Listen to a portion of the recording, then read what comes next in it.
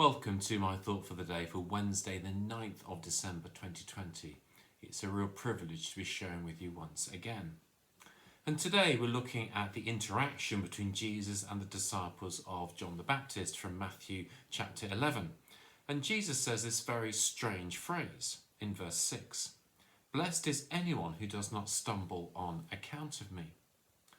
Blessed is anyone who does not stumble on account of me. And this literally means to take offence or be tripped up by.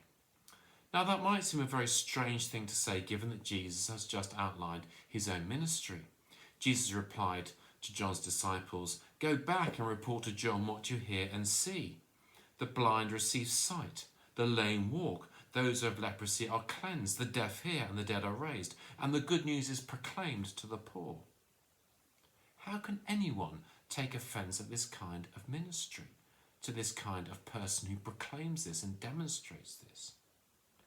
Someone who initiates the kingdom of God. However, good news to the poor might be offensive to the establishment.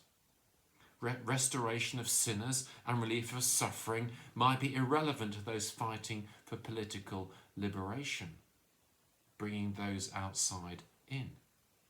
Jesus had the capacity to offend many people. I wonder sometimes if we would have taken offence to Christ if we'd ever encountered him face to face.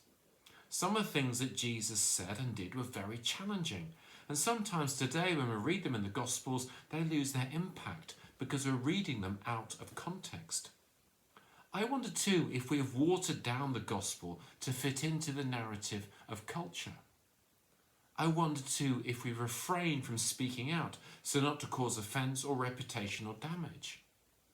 It takes discernment, I think, to see Christ for who he is and maybe not be challenged by him in every aspect of our lives.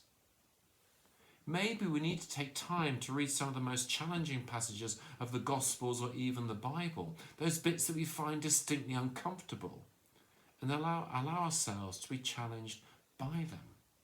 The really difficult parts, the tricky parts. I wonder how you will allow yourselves to be challenged by Christ today.